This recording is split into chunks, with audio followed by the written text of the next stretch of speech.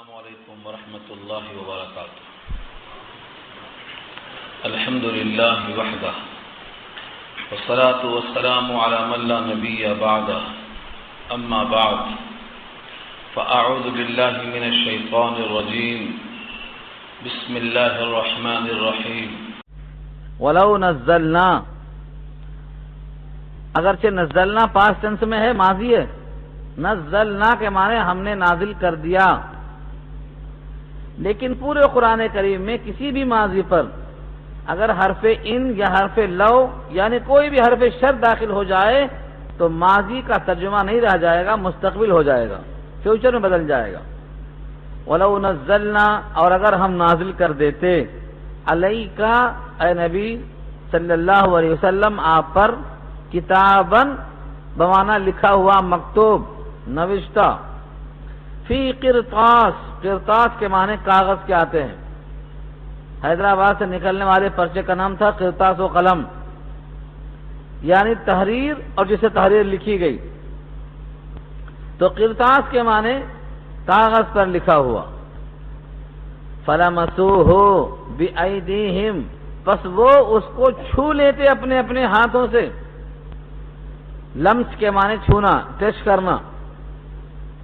لمس کئی معنوں میں استعمال ہوا ہے، پیچھے سورہ نساء میں آ چکا ہے، او لامستم النساء، یا تم نے عورتوں کو چھوا ہو، تو لمس کے معنی چھونا اور ٹچ کرنا۔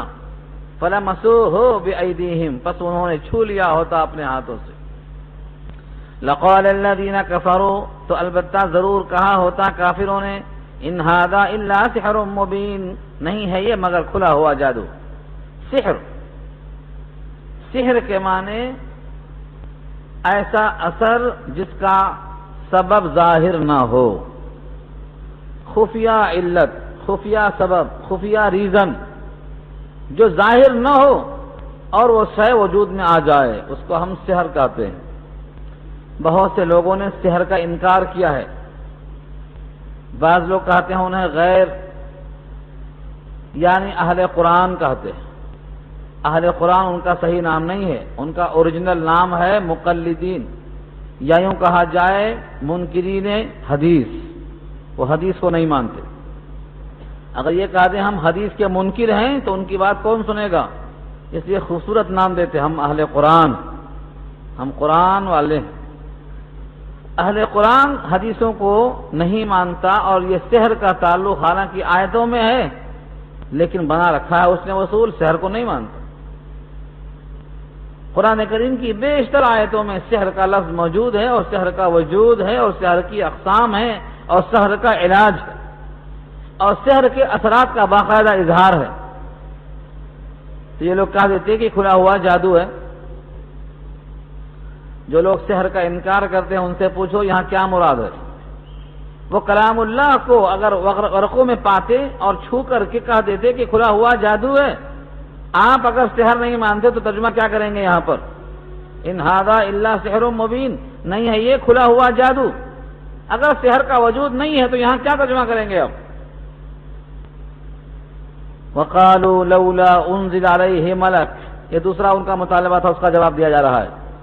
ان کا مطالبہ تھا کہ پیغمبر کے دائیں بائیں دو دو فرشتے بشکل انسان ہوتے، اور کہہ دیتے کہ یہ فرشتہ اور یہ اللہ کا نمائندہ ہے، اللہ کی طرف سے کتاب نازل ہوئی ہے، یا یہ کتاب کسی انسان پر نازل کرنے کے بجائے کسی فرشتے پر نازل کر دیتے اور فرشتہ بشکل انسان آ جاتا اور ہم اس کی بات مان لیتے۔ یہ ان کی خواہشیں تھیں۔ بہت پیارا جواب، نفسیات کو چھو لیتا ہوا۔ قرآن کریم کے جوابات میں آپ غور کریں تو نفسیات کا بڑا لحاظ کیا رب کریم نے۔ کہتے ہیں ٹھیک ہے، فرشتے کو اگر ہم نازل کر دیتے ان کی مرضی کے موافق تو دو حال سے خالی نہیں ہے، یا تو فرشتہ بشکل انسان آتا یا فرشتہ اپنی اصلی شکل میں آتا، دو ہی حال ہے۔ اگر فرشتہ اپنی شکل میں آتا تو تم کو نظر نہیں آتا، کیونکہ آج کتنے فرشتے ہیں؟ 7 فرشتے تو خالی آپ کی آنکھوں پر ہیں، نظر آتے کبھی؟ اسی صورت میں آ رہا ہے آگے، فرشتوں کے ذریعے سے اللہ نے ہمارا تحفظ کر رکھا ہے۔ ورنہ جب کھول کر منہ سو جاتے ہیں تو منہ میں سانپ گھس سکتا ہے، مگر اس کو روکا رکھا اللہ، ممنوع ہے۔ ناک کھلی ہے، ناک میں کچھ گھس سکتا ہے، اللہ تعالیٰ کی طرف سے تحفظ ہے، جب تک وہ باقی رہتا ہے تحفظ رہتا ہے۔ اس کا تحفظ اٹھا لیا جاتا ہے تو محافظ ہی بھون دیتے ہیں، محافظ ہی اسے ختم کر دیتے ہیں۔ تاریخ میں بہت سے واقعات ہیں۔ ہمارے اس ہندوستان میں وزیر اعظم اندرا گاندھی کو جب تک اللہ کی حفاظت کا پہرا تھا، محافظین موجود، اور جب اللہ کا حکم ختم ہو گیا تو وہی محافظین ان کے اوپر پستول تان کر ہلاک کر دیے۔ یہ خدائی پہرا اصل ہے۔ لوگ سمجھتے ہیں کہ ہم اپنی حفاظت خود کر سکتے ہیں، نہیں کر سکتے۔ اللہ جس کو چاہتا ہے جب تک چاہتا ہے بچا کے رکھتا ہے۔ تو سوال یہ ہے، اگر فرشتے بشکل انسان آتے تو آپ کو تو نظر نہیں آتے، آپ کس کی اتباع کرتے؟ بات مشتبہ ہو جاتی۔ اور اگر بشکل انسان آتے تو تم کہتے یہ پتہ نہیں فرشتہ ہے کہ انسان ہے، انسان ہے کہ فرشتہ ہے، تمہارے اوپر بات پھر بھی مشتبہ ہو جاتی۔ وَقَالُوا لَوْلَا أُنزِلَ عَلَيْهِ مَلَكٌ، اور کہا انہوں نے کیوں نہیں نازل کیا گیا ہے اس نبی پر فرشتہ۔ پہلا قول ہے یہ، ان پر فرشتہ نازل ہوتا اور یہ فرشتہ کہتے پھرتا یہ رسول ہیں، یہ رسول ہیں، یہ رسول ہیں، تصدیق کے طور پر فرشتہ ساتھ ساتھ لے کر آتا۔ یہی مضمون صرف فرقان میں آئے گا، لولا انزل علیہ ملک، کیوں نہیں نازل کیا گیا فرشتہ؟ فیکون معہ نذیرا، کہ ساتھ ساتھ ڈراتا رہتا کہ ہاں یہ دیکھو نبی ہیں، نہیں مانیں گے تو خدا کا عذاب آئے گا، ایسا ہوتا تو ہم مان لیتے۔ وَلَوْ أَنزَلْنَا مَلَكًا، اور اگر ہم نازل کر دیتے فرشتہ، بشکل فرشتہ ہو یا بشکل انسان ہو، لیکن ہم فرشتے کو اگر بنا کر رسول بھیجتے، لَقُضِيَ الْأَمْرُ، لَقُضِيَ الْأَمْرُ بہت توجہ کا طالب ہے، تو معاملہ ختم ہو چکا ہوتا، قصہ ہی ختم ہو جاتا۔ ثم لا ينظرون، پھر مہلت نہ دیے جاتے۔ آپ اس کے پیچھے ایک تاریخ ہے، اور وہ یہ ہے کہ جب کسی قوم نے مطالبہ کیا ہے اور ان کے مطالبے کو پورا کیا گیا، یعنی کسی قوم نے معجزہ طلب کیا اور ان کا من چاہا مطالبہ بشکل معجزہ پورا کیا گیا اور پھر نہیں مانا، تو ان کو زندہ رہنے کا حق نہیں ہے، اب ان پر عذاب یقینی۔ قوم سمود نے کہا تھا اس پہاڑ سے گابھن اونٹنی نکل جائے اور بچہ پیدا ہو جائے ہم نبی مان لیں گے۔ گابھن اونٹنی پہاڑ سے برآمد ہوئی، بچہ پیدا ہوتا ہے، لیکن قوم نہیں مانتی، تو کیا بچی؟ 3 دن میں عذاب آیا کہ نہیں آیا؟ یہ وصول ہے اللہ کا، چنانچہ پیچھے بھی آ چکا ہے، تمہارا من چاہا مطالبہ ہم پورا کریں گے، اگر نہیں مانے تو اب عذاب ایسا دیں گے کہ کسی کو نہیں دیا گیا۔ ابھی پچھلے صفحے میں بات آئی ہے سورہ مائدہ کے آخر میں کہ دسترخوان نازل کر دیں گے ہم، مطالبہ ہے یہ آپ کا، لیکن دسترخوان کے نازل ہونے کے بعد اب نہیں مانیں گے تو ایسا عذاب دیں گے کہ عالم میں کسی کو نہیں دیا ایسا عذاب، کیونکہ تم نے مطالبہ کیا ہے کہ یہ کرو ہم مان لیں گے۔ تو من چاہا معجزہ طلب کرنا، اس کے بعد جینے کا حق نہیں رہے گا اگر نہیں مانیں گے، یہ ہے لقضی الامر۔ اگر تمہاری بات مان کر فرشتہ نازل کر دیتے اور تب بھی تم نہ مانتے، لقضی الامر، تو معاملہ ختم ہو چکا ہوتا، قصہ تمام ہو جاتا، تم کو مہلت نہ دی جاتی۔ اور یہ امت کو تو باقی رکھنا تھا قیامت تک کے واسطے، آخری امت ہے، اب کوئی امت پیدا کرنا منصور نہیں تھا، اسی لیے من چاہا مطالبہ نہیں پورا کیا گیا، یہ وجہ ہے۔ وَلَوْ جَعَلْنَاهُ مَلَكًا لَجَعَلْنَاهُ رَجُلًا وَلَلَبَسْنَا عَلَيْهِمْ مَا يَلْبِسُونَ، اس آیت میں اسی دونوں پہلوؤں کو پیش کیا ہے۔ اگر ہم ان کو بناتے فرشتہ، یعنی رسول کو فرشتہ بناتے، یا رسول فرشتے کی شکل میں آتا، یا رسول فرشتوں میں سے منتخب کیا جاتا، وَلَوْ جَعَلْنَاهُ مَلَكًا، اگر ہم ان کو ملک بناتے، ملک کے معنی فرشتہ، ملائکہ اس کی جمع ہے، لَجَعَلْنَاهُ رَجُلًا، تو ہم بناتے اس فرشتے کو بشکل رجل، رجل کے معنی مرد۔ اگر مرد کی شکل میں بناتے تو تم اس کی اتباع کر سکتے، لیکن تم یہ کہتے یہ رجل ہے کہ فرشتہ، رجل ہے کہ فرشتہ۔ وَلَبَسْنَا عَلَيْهِمْ، اور مشتبہ ہو جاتا، تلبیس ہو جاتی، التباس ہو جاتا ان کے اوپر، ما یلبسون، جس پہ وہ اس وقت دھوکہ کھائے ہوئے ہیں۔ یلبسون اشکال ہو جاتا، جو اب اشکال ہے، جو معاملہ مشتبہ ہے آج پھر ہو جاتا۔ اس کا مطلب بشکل فرشتہ یا بشکل انسان فرشتے کو بھیجنا سود مند تمہارے حق میں نہ ہوتا۔ جس شکل میں اللہ نے بھیجا ہے یہی شکل تمہارے حق میں موزوں اور مناسب ہے۔ یہاں سے بات معلوم ہوئی ہماری عقل جو مطالبہ کرتی ہے وہ مطالبہ ہمیشہ صحیح نہیں ہوتا، کبھی کبھی ہماری عقل کے خلاف جو ہوتا وہی درست ہوتا ہے۔ ہم بے چین ہو جاتے، ہم یہ چاہتے تھے وہ ہو گیا، ہم یہ چاہتے تھے وہ ہو گیا۔ مریم نے کیا کہا تھا؟ جب مریم کی پیدائش ہوئی تو ان کی والدہ نے کیا کہا؟ ہماری خواہش تھی لڑکا پیدا ہوتا خدمت کرنے کے لیے بیت المقدس کی، لیکن لڑکی پیدا ہو گئی۔ اللہ کیا کہتے ہیں؟ تمہیں کیا معلوم؟ لیس الذکر کالانثی، عام بچے نہیں ہوا کرتے اس مؤنث کی طرح، یہ تو بہت باکمال ہے، ان سے عیسیٰ پیدا ہونے والے ہیں، اور یہ عورت نمونہ کائنات بننے والی ہے۔ تو طلب ایک ہوتی ہے، فیصلہ ایک ہوتا ہے۔ ہماری عقل کمزور ہے، اللہ کا فیصلہ حتمی ہے۔ تو اگر کبھی زندگی میں کوئی کام مرضی کے خلاف ہو تو کوڑھنا نہیں، راضی ہونا۔ مومن کہتا ہے جیسا فیصلہ ہوا یہ اللہ کا تجویز شدہ حال تھا، ایسا ہی رب کی طرف سے فیصلہ تھا، اسی پر رب راضی ہے، ہمیں راضی ہونا چاہیے۔ کوئی شکوہ کرنا گزرے ہوئے حالات پہ رب کریم کے فیصلے پر اعتراض کے برابر ہے، ایسا ہی ہونا چاہیے تھا۔ اور اسی کو اللہ نے کہا سورہ حدید میں بار بار پڑھنا، لا تأسوا علی ما فاتکم ولا تفرحوا بما آتاکم، جو فوت ہو گیا اس پر افسوس نہ کرو، جو دیا ہے اس پہ اتراؤ مت، حدود کے اندر رہو۔ وَلَقَدِ اسْتُهْزِئَ بِرُسُلٍ مِّن قَبْلِكَ، یہ تسلی ہے محمد مصطفیٰ صلی اللہ علیہ وسلم کی ذات کے لیے۔ کیوں؟ کیونکہ جب آپ کا استہزاء کیا گیا، مذاق اڑایا گیا، رسالت کی تکذیب کی گئی، آپ سے مخاطب ہو کر کہا گیا لست مرسلا، آپ رسول نہیں ہیں، کتنا دکھ ہوا ہوگا۔ جب مذاق اڑایا گیا ہے گلیوں میں مدینے کی اور مکے کی تو کتنا آپ کو قہر ہوئی ہوگی، تکلیف ہوئی ہوگی۔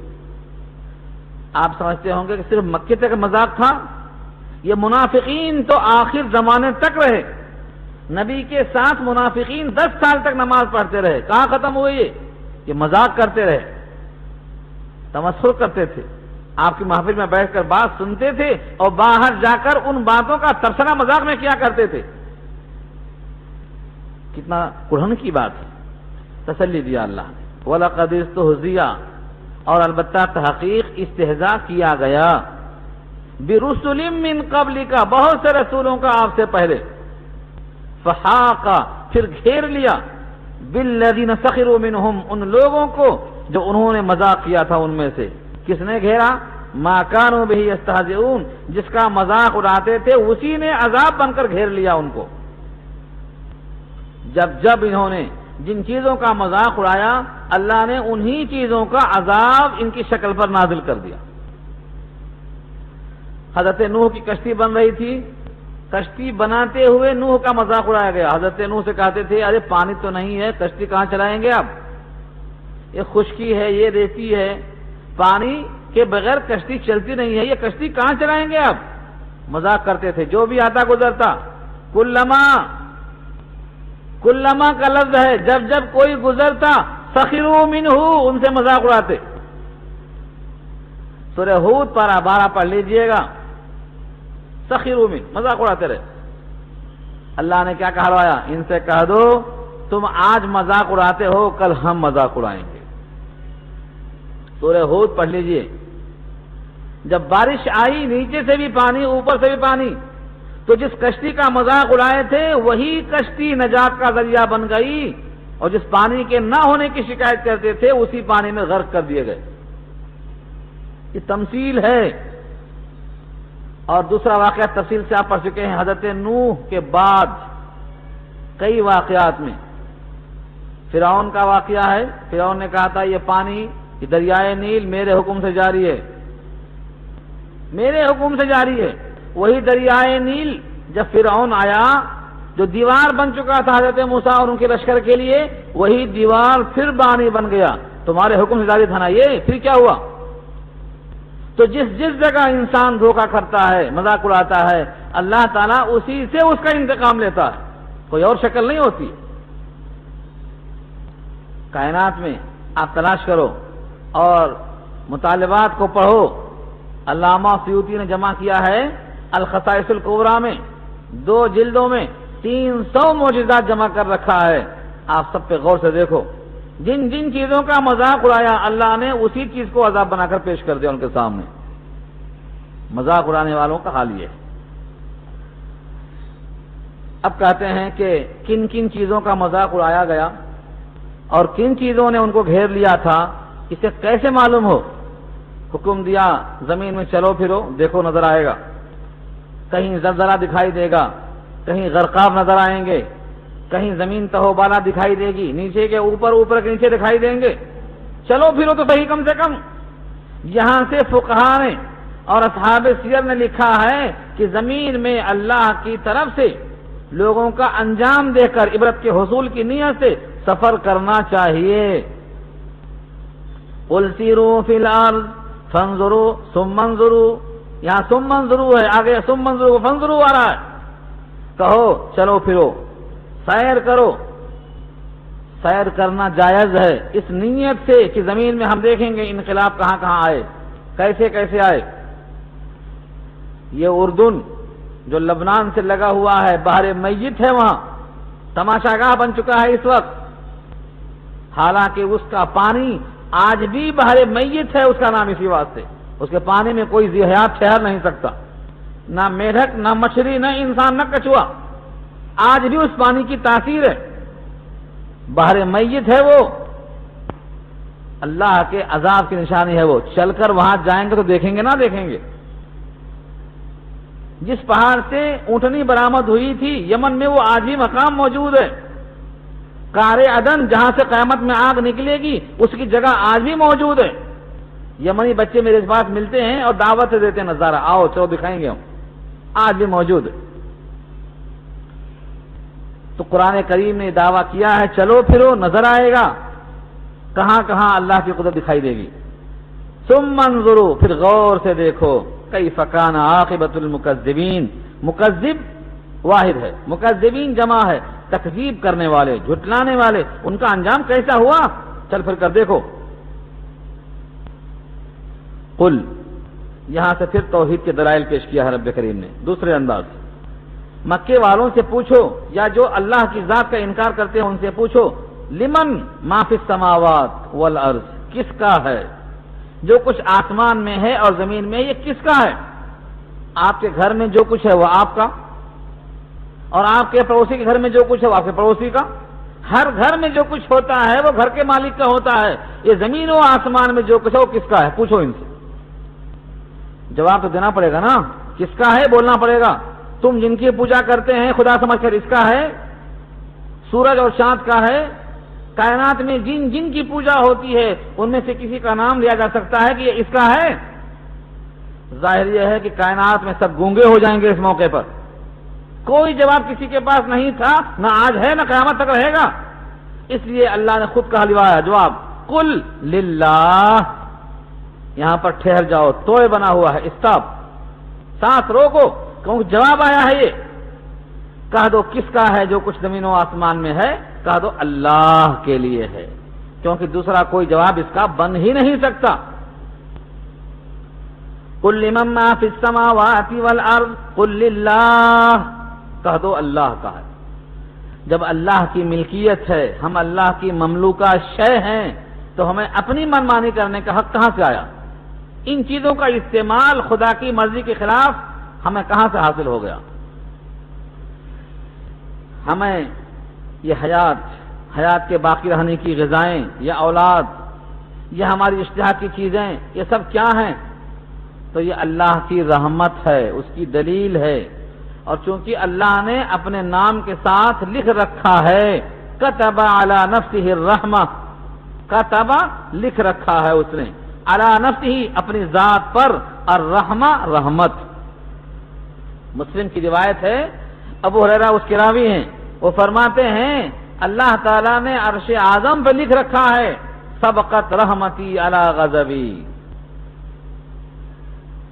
ایک دوسری آیت آئے گی 24واں پارہ میں، وسعت کل شیء رحمتی وسعت کل شیء، میری رحمت وسیع ہے ہر شے کو، کوئی شے باقی نہیں ہے۔ اللہ کا غضب بے شک بہت ہے، غضب اور اس کا قہر، اس کا جلال، اس کی کبریائی، اس کا ذی انتقام، سریع الحساب، شدید البطش، یہ سب صفات اس کے ہیں، لیکن اس کی رحمت ان تمام پر حاوی ہے۔ اسی رحمت کا ثمرہ ہے یہ کہ ہم کائنات میں ہم اپنے باغ کے مالک نظر آتے ہیں، اپنے گھر کے مالک نظر آتے ہیں، بیوی بچوں کے مالک نظر آتے ہیں، لیکن یہ ہے کس کی ملکیت؟ للہ، اللہ کی ملکیت ہے، یہ اسی رحمت کا ثمرہ ہے۔ ہم تو اپنی حیات کے مالک نہیں، ہمارے جسم میں جو روح ہے اگر نکلنے لگی تو ہم اس کے روکنے پر قادر نہیں ہیں۔ روکتا ہے کوئی؟ اللہ نے پوچھا ہے سورہ واقعہ میں کہ جب نکلتی ہے روح اور تمہارے اطراف تمہارے لوگ موجود ہوتے ہیں، روک لیتے اس کو؟ ایک دم کے لیے روک کر دکھاؤ۔ فلولا ان کنتم غیر مدینین ترجعونها ان کنتم صادقین، روک کر دیکھو نا، اگر طاقت ہے تمہارے اندر تو تمہاری روح نہیں ہے، تمہاری حیات نہیں ہے، تمہاری ملکیت نہیں ہے، سب اللہ کی ہے، مگر تم سمجھتے ہو کہ میری ہے۔ کتب علی نفسہ الرحمہ، اللہ نے لکھ لیا ہے اپنی ذات پر رحمت کو، بمعنی فرض کر لیا ہے۔ یہاں سے فقہاء نے علم کلام میں گفتگو کی ہے، اللہ پر کوئی چیز واجب نہیں ہے، جیسے ہمارے جمعہ 5 وقت کی نماز واجب ہے، بچوں کی پرورش واجب ہے، مال کی زکوٰۃ واجب ہے، روزہ رمضان کا واجب ہے، ایسا اللہ پر کوئی چیز واجب نہیں ہے، مگر اللہ نے ازراہ رحمت اپنے وعدے کو واجب قرار دیا ہے۔ کریم کا جو وعدہ ہوتا وہ واجب کے درجے میں ہوتا، الکریم اذا وعدہ وفا، جب کریم وعدہ کرتا ہے تو اس کو پورا کرتا ہے۔ آپ نے بھی وعدہ کیا ہے لا الہ الا اللہ، اللہ کے سوا کوئی معبود نہیں، یہ وعدہ ہے۔ اشہدو، میں گواہی دیتا ہوں کہ اللہ کے سوا کوئی معبود نہیں، اور میں گواہی دیتا ہوں کہ محمد مصطفیٰ صلی اللہ علیہ وسلم اللہ کے رسول ہیں اور اللہ کے بندے ہیں۔ یہ آپ کا وعدہ نہیں تو پھر کیا ہے؟ اس وعدے کی خلاف ورزی آپ کو بھی نہیں کرنا چاہیے، یہ وعدہ ہے آپ کا۔ لَيَجْمَعَنَّكُمْ إِلَى يَوْمِ الْقِيَامَةِ لَا رَيْبَ فِيهِ، البتہ وہ ضرور جمع کرے گا تم کو قیامت کی طرف، قیامت کے دن کی طرف تم کو جمع کرے گا۔ لا ریب فیہ، یہ شرط لگا دیا جس میں کوئی شک نہیں ہے۔ یہ کیوں کہا؟ کیونکہ اکثر لوگ اس میں شک کے اندر ہیں، مر گئے، ہاتھ جھاڑ لیا، ختم، دفن کر دیا، جہاں کے تھے وہاں پہنچا دیا، نہیں وہاں کے نہیں تھے وہ، نہ وہاں گئے، ہم کو دکھائی دیتا ہے کہ مٹی میں ڈال کے آئے، مٹی میں وہ چیز ڈال کے آئے جو مٹی سے نکلی ہوئی کھائے تھے، مٹی سے جو نکلی ہوئی غذائیں اب تک کھائے زندگی میں، یہ وہ مٹی میں ڈال کے آئے۔ مٹی میں انسان کو ڈال کے نہیں آتا کوئی، حقیقت میں اس کی جو روح ہے وہ تو فرشتے لے کر جا چکے، وہ علیین میں ہے اگر نیک تھا، اور سجین میں ہے اگر برا تھا۔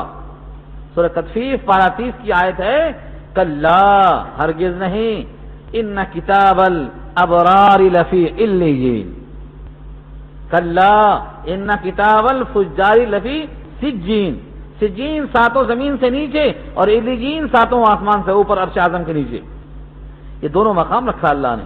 یہ جو ہم ڈال کے آئے ہیں یہ جسم، یہ تو مٹی سے تیار ہوا تھا، یہاں رہ گیا، وَلَكِنَّهُ أَخْلَدَ إِلَى الْأَرْضِ، زمین کی طرف مائل کیوں ہوا؟ زمین کا حصہ تھا یہ۔ تو اس آیت میں دیکھو اللہ فرماتے ہیں ہم ضرور جمع کریں گے اس کو قیامت کے دن، جس میں کوئی شک نہیں، شک پیدا نہیں کرنا۔ یہ تقریر کا جز جو میں نے پیش کیا تھا اس سے پہلے، 20 بڑے اولیاء، ایک کتاب پڑھا تھا میں نے، ان میں علامہ سیوطی نے نقل کیا ہے انسان کو مخاطب کرتے ہوئے، اور یہ ایک ایک لفظ صحیح ہے، مگر ہم کبھی اس طرح سوچتے نہیں، محاسبہ نہیں کرتے۔ اے انسان، تم فنا ہونے کے واسطے نہیں ہو، اے باقی رہنے والے تم ابدی پرندے ہو۔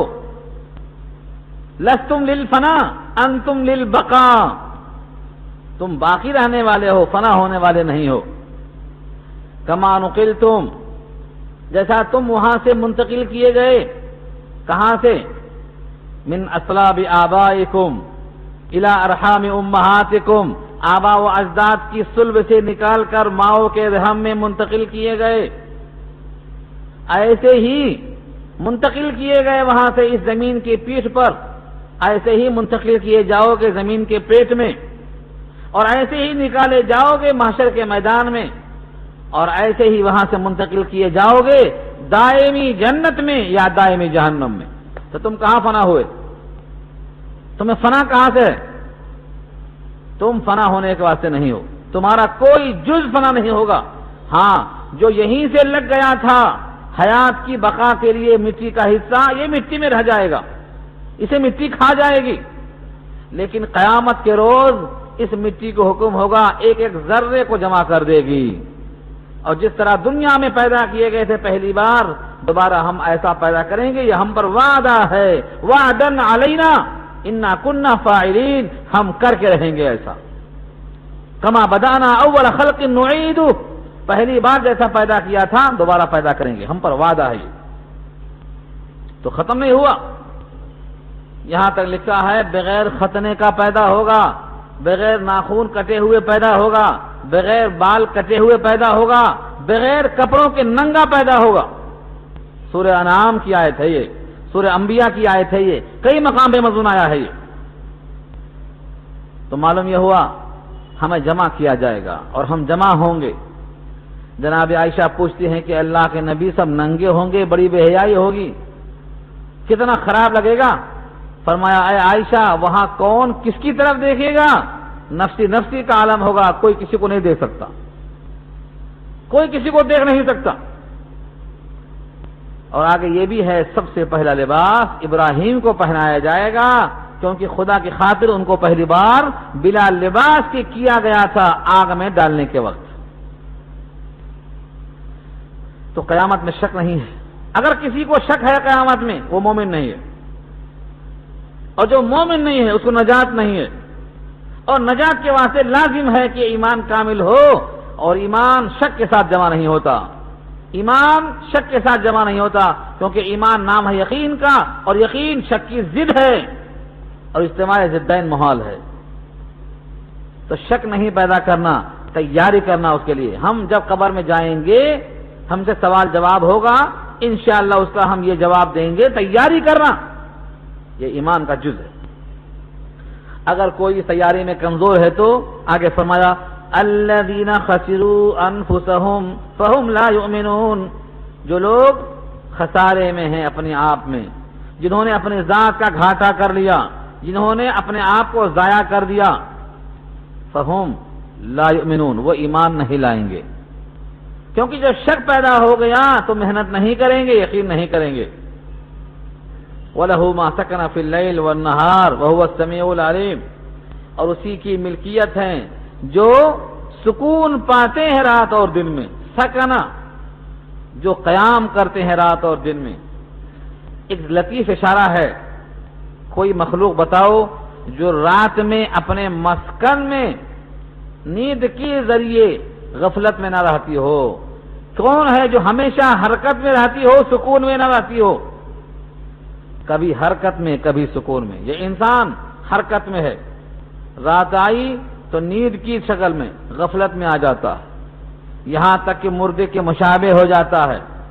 یہ بھی اللہ کی ملکیت۔ سارے پرندے رات میں آ جاتے ہیں، یہ ملکیت۔ حشرات الارض اور کیڑے مکوڑے سب کے سب رات میں ما سکنا میں داخل ہیں، سب کے سب اللہ کی ملکیت میں داخل ہیں۔ کون ہے جس کو اونگ نہ آتی ہو اور کون ہے جس کو نیند نہ آتی ہو؟ اللہ کے صفات میں ہے، آیت الکرسی پڑھ لینا، لا تاخذہ سنۃ ولا نوم، نہ اسے اونگ پکڑتی نہ اسے نیند آتی، وہ اللہ کی صفات ہے۔ بقیہ سب رات میں سکون حاصل کرتے ہیں اور دن میں قرار پکڑتے ہیں، یہ سب اللہ کی ملکیت ہیں۔ وَلَهُ مَا سَكَنَ فِي اللَّيْلِ، اپنے مخلوق کے واسطے اللہ نے رات کا انتظام کیا اور مخلوق کی خاطر دن کا انتظام کیا۔ وَهُوَ السَّمِيعُ الْعَلِيمُ، اور وہ سننے والا جاننے والا ہے۔ سمیع کیوں کہا؟ یہ رات میں جتنے لوگ پکارتے ہیں سنتا ہے۔ ساری کائنات غافل ہے لیکن وہ ان کی سنتا ہے، مطلب یہ ہے کبھی غافل نہیں ہوتا۔ العلیم، جانتا ہے کون کرا رہا ہے، کون محبت کے الفاظ نکالتا ہے، کون آنسو میں بلکتا ہے، کون کس اضطراب میں ہے، کس کی کیا کیفیت ہے، سب چیزوں کو وہ جانتا ہے، اس کے علم سے کوئی چیز باہر نہیں ہے۔ کیا ایسی ذات ان صفات سے متصف جو سمیع بھی ہو، بصیر بھی ہو، جس کی ملکیت میں سب کچھ ہو، جو اپنی ذات پر رحمت لکھ چکا ہو، جو قیامت کے وقت جمع کرنے پر قادر ہو، جو ہر ایک کا مالک ہو، کیا ایسی ذات کو چھوڑ کر میں اس کے علاوہ کسی اور کو تلاش کروں؟ قل اغیر اللہ اتخذ ولیا، کہہ دو کیا اللہ کا غیر میں بنا لوں بطور ولی کے؟ ان تمام خوبیوں کا مالک اس کو چھوڑ کر میں اللہ کا غیر تلاش کروں؟ قل اغیر اللہ اتخذ ولیا، نہیں، میرا ولی وہی ہے۔ کیوں؟ اس کی اور خوبیاں کیا ہیں؟ فاطر السماوات والارض، زمین و آسمان کو پیدا کرنے والا، لفظ فاطر، لفظ بدیع، لفظ تخلیق، تینوں میں غور کرو۔ خالق اللہ کی صفت ہے، بدیع السماوات والارض، بدع کے معنی اثر نو ایجاد کرنا، پہلے سے کوئی ڈیزائن موجود نہیں تھا، پہلے سے کوئی نمونہ موجود نہیں تھا، پہلے سے کوئی مثال موجود نہیں تھی، یہ بدیع ہے، اور اسی معنی میں فاطر بھی ہے۔ فاطر السماوات والارض، زمین و آسمان کو پیدا کرنے والے۔ اور ایک صفت ایسی، وَهُوَ يُطْعِمُ وَلَا يُطْعَمُ، وَهُوَ يُطْعِمُ وَلَا يُطْعَمُ، وہ سب کو کھلاتا ہے، کھلایا نہیں جاتا، کھلایا نہیں جاتا، سب کو کھلاتا ہے۔ وَهُوَ يُطْعِمُ، اور وہ کھلاتا ہے۔ کیا کھلاتا ہے نہیں کہا، کیونکہ بہت کچھ کھلاتا ہے۔ وَلَا يُطْعَمُ، کھلایا جاتا نہیں۔ خدا کے نام پہ چڑھا کے آتے، کون کھاتا؟ بتوں کے نام پہ بتاشے رکھ کے آتے، کون کھاتا؟ مکھیاں کھاتی ہیں، کتے پیشاب کرتے ہیں، تو انہیں وہ ہٹانے پر قادر نہیں ہے۔ قرآن نے خود کہا ہے سورہ حج کے آخری حصے میں 17واں پارہ، وَإِن يَسْلُبْهُمُ الذُّبَابُ شَيْئًا لَا يَسْتَنقِذُوهُ مِنْهُ، اگر مکھیاں ان سے چھین لیتی ہیں تو مکھیوں سے لیا ہوا، مکھیوں کو لے جاتے ہیں، وہ ان کو چھین بھی نہیں سکتے۔ ضعف الطالب والمطلوب، کیا کمزور ہیں طالب بھی، کیا کمزور ہے مطلوب بھی۔ پوجا جن کی ہوتی وہ بھی کمزور، جو کرتے ہیں وہ بھی کمزور، دونوں کمزور۔ وہ کھانے کے محتاج ہیں تو خدا کیسے ہوئے؟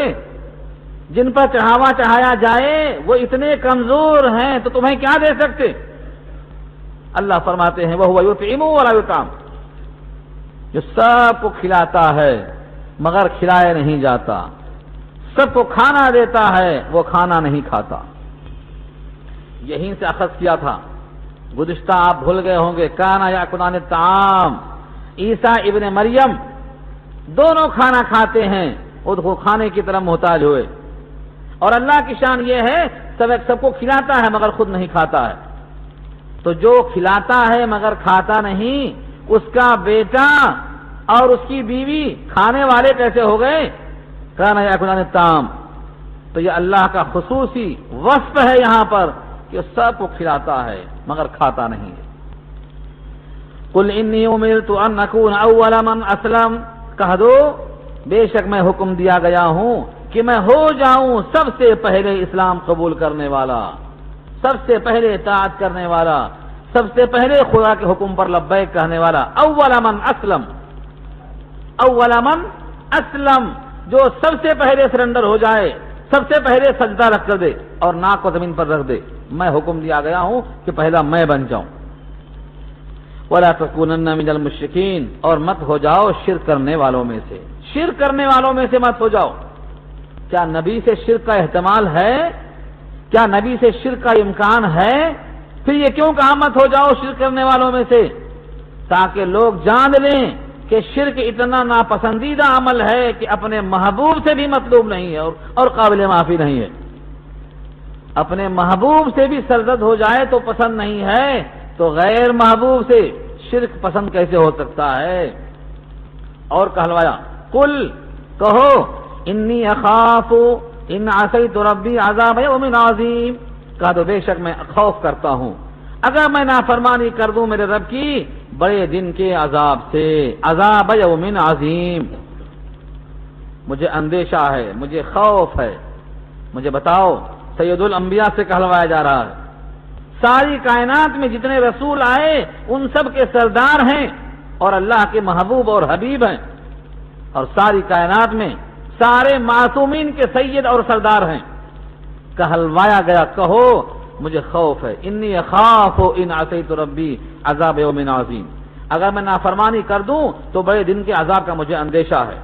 یہ بے عین ہی ویسے ہی الفاظ ہیں جیسا سورہ مریم میں ابراہیم سے کہلوایا تھا اللہ نے. اللہ کی نافرمانی کرنے پر نبی کو خوف ہے، کہلوایا جا رہا ہے رب کریم کی طرف سے. اور ہمیں اور آپ کو کوئی خوف نہیں ہے، جو چاہے کرو، جو چاہے کہو، جو چاہے پہنو، جو چاہے کھاؤ، جس طرح چاہے گزارو، ہمیں کوئی خطرہ نہیں.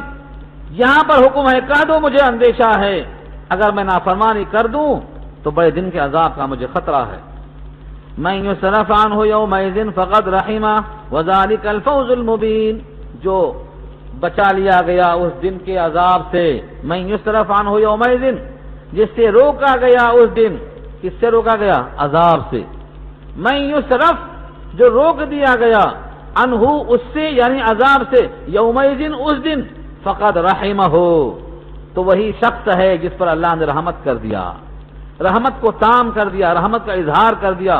وذالک الفوز المبین، اور وہی صریح کامیابی ہے، یہی بڑی کامیابی ہے. آج کیا ہے؟ کائنات میں کامیابی کی تلاش میں ہیں، سب دوڑ رہے ہیں کامیابی کے لیے.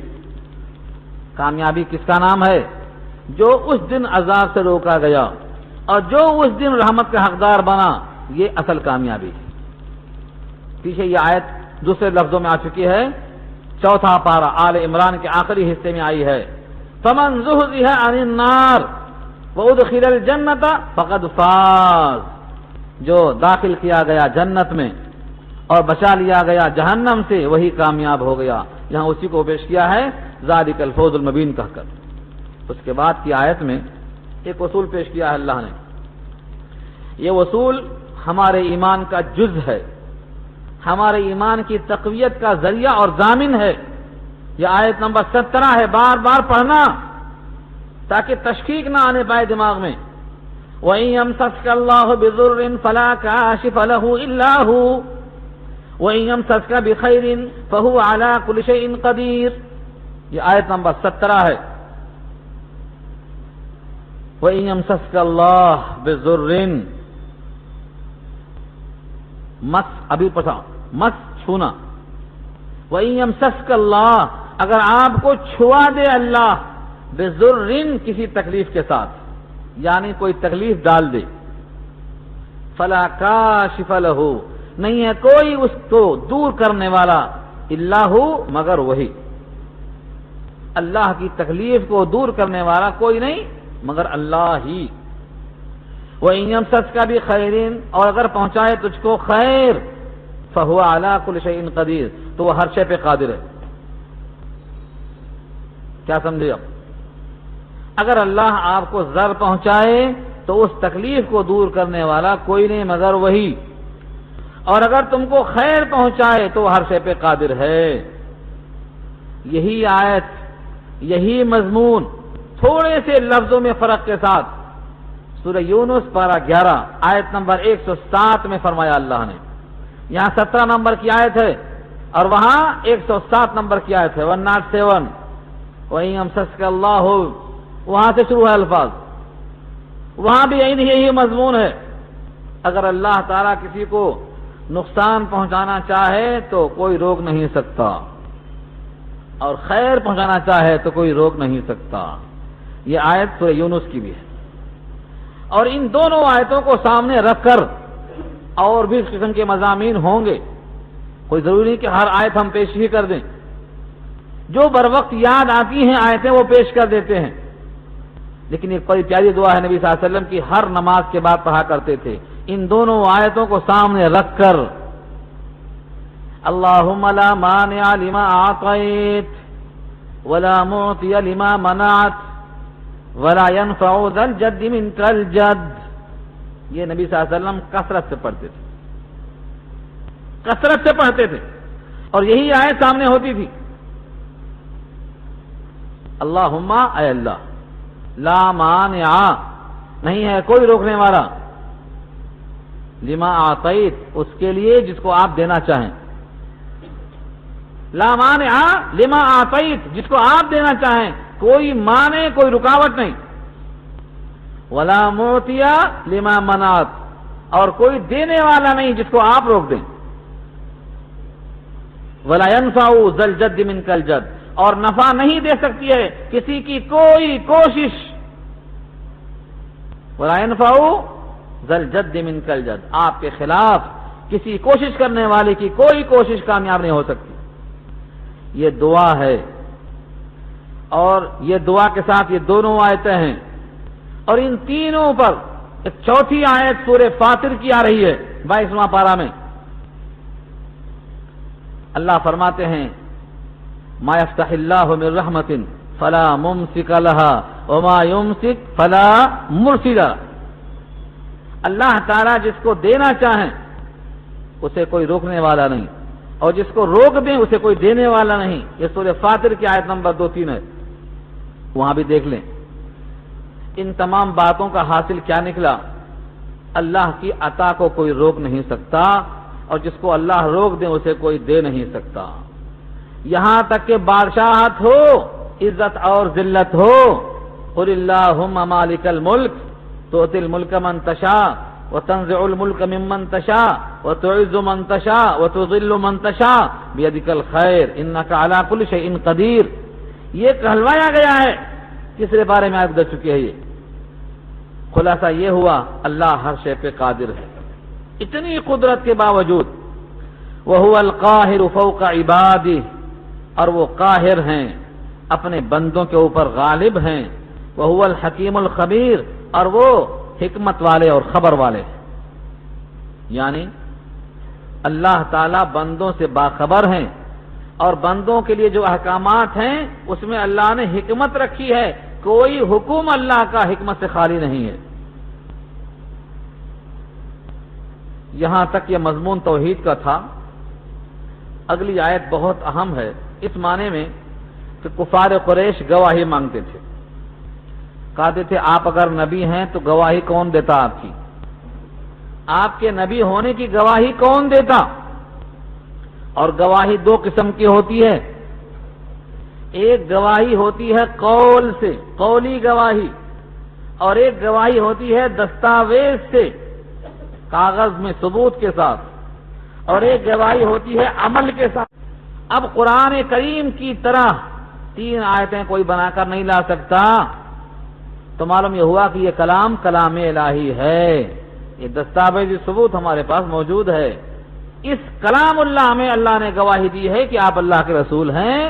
یاسین والقرآن الحکیم انکا لمن المرسلین، تو گواہی تو اللہ نے دی ہے، یہ دستاویز موجود ہے. اس آیت میں اور بھی کئی پیغام ہیں، لفظوں کے ساتھ دیکھیں. قل ای شیء اکبر شہادہ، کہو کون سی سے زیادہ بڑی ہے گواہی کے اعتبار سے؟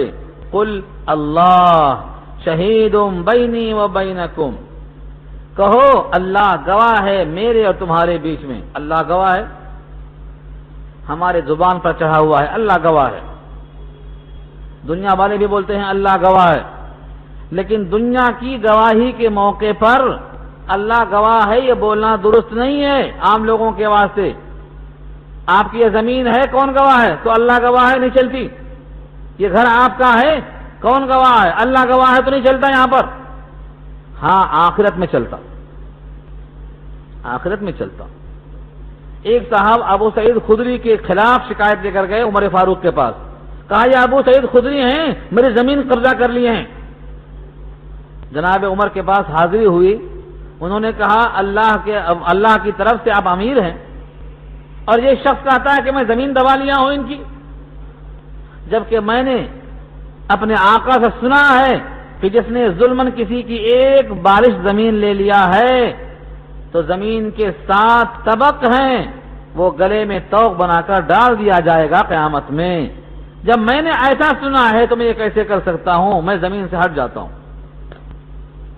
تو زمین سے ہٹ جانا آج آسان نہیں ہو رہا ہے، لیکن جو ہٹ جائیں گے وہی مفید مند رہیں گے، کیونکہ جھگڑے کی زمین، یہ فتنے کی زمین اگر حقیقت میں ہماری نہیں ہے تو قیامت میں انجام ہونے والا ہے۔ تو اللہ گواہ کے طور پر کافی ہے۔ یہ قرآن کریم کی دلیل کی علت کیا ہے سمجھو اس کو۔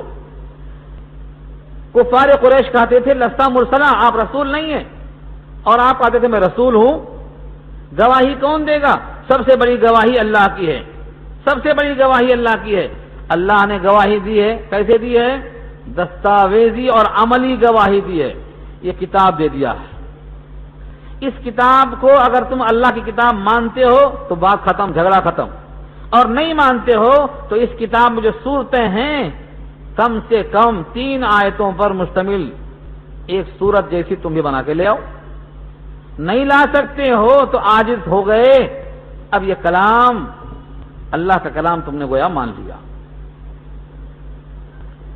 وَأُوحِيَ إِلَيَّ هَذَا الْقُرْآنُ لِيُنذِرَكُمْ بِهِ وَمَنْ بَلَغَ، اور وحی کی گئی ہے میری طرف یہ قرآن تاکہ میں تم کو ڈراؤں اس کے ذریعے سے اور ان کو جن تک یہ قرآن پہنچے۔ اس آیت پر پہنچ کر کے آپ سوچنا کبھی وَمَنْ بَلَغَ سے کون مراد ہے؟ مجھے وحی کی گئی ہے یعنی اللہ کا پیغام آیا ہے، یہ قرآن میرے پاس بطور وحی کیا آیا ہے؟ میں کیوں؟ لِيُنذِرَكُمْ بِهِ، تاکہ میں تم کو ڈراؤں اس کلام اللہ سے، مکے والوں کو اس کلام اللہ سے میں ڈراؤں۔ اور کس کو ڈراؤں؟ وَمَنْ بَلَغَ، اور جن کو یہ قرآن پہنچے قیامت تک، قیامت تک جن کو یہ قرآن پہنچے۔ اسی واسطے آقا فرماتے ہیں، حدیث شریف میں آتا ہے، اسی آیت کی تشریح کرتے ہوئے علامہ سیوطی نے لکھا ہے جلالین کے حاشیے پر کہ جن جن کو یہ قرآن پہنچ جائے میں ان کے واسطے نذیر ہوں، اور جن جن کو یہ کتاب پہنچ جائے میں ان کے سامنے قرآن کریم کو پیش کرنے والا ہوں۔ اب آپ کے سامنے یہ کلام اللہ پہنچ گیا، آپ کے حق میں نبی نذیر ہیں اس کلام اللہ کے ذریعے سے، ڈرا رہے ہیں آپ کو اس کلام اللہ کے ذریعے سے۔ تو جن جن کو قیامت تک پہنچے گا سب اس کے مصداق بنے گے۔ امم بلغا کے لفظ سے نکلتا ہے۔ أَإِنَّكُمْ لَتَشْهَدُونَ أَنَّ مَعَ اللَّهِ آلِهَةً أُخْرَى قُلْ لَا أَشْهَدُ۔ اللہ اکبر۔ توحید کو پیدا کرنے کے لیے کیا اقرار نامہ ہے یہ؟